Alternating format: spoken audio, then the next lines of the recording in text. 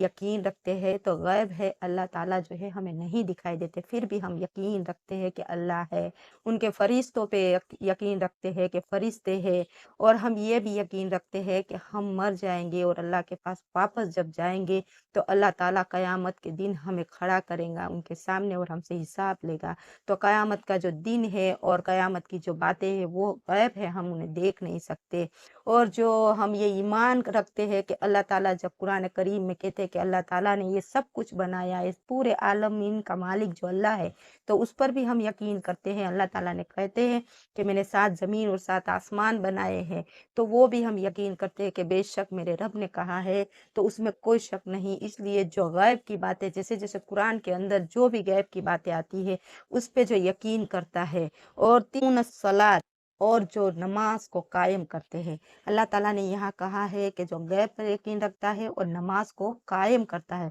तो नमाज को कायम करने वाला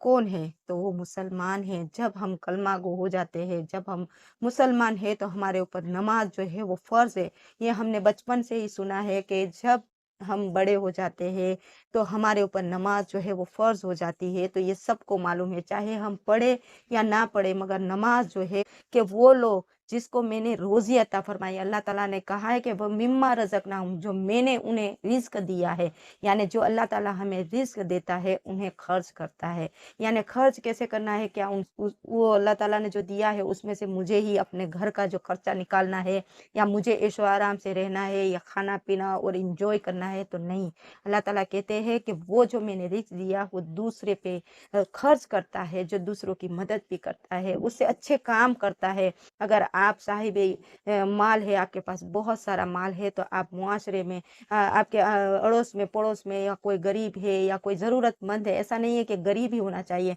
मगर जब किसी को आपकी मदद की ज़रूरत है, तब आप ज़रूरत करते हैं, आपके माल को खर्च करते हैं, या आपके घर पे मेहमान आ गए, तो उनकी मेहमान नवाज़ी करने के लिए जो आप पैसे उनके ऊपर खर्च करते हैं, या अपने माँ-बाप पे खर्च करते हैं, अपने भाई-बहनों पे खर्च करते हैं, और आप जो अपने माल में से बड़ा दिल करके आपके ऊपर जो माल ज़्यादा आप खर्च कर सकते हैं, आप महँगे में से महँगे कपड़े पहन सकते हैं, महँगी से महँगी गाड़ियों में घूम फिर सकते हैं, मगर वो छोड़ के अगर आप वो पे है, तो कुरान करीम की दूसरी आयत है, उसमें अल्लाह ताला ने हमें बता दिया है। तो आप लोगों को ये याद रखना है कि पहले अल्लाह ताला ने कुरान करीम में कहा कि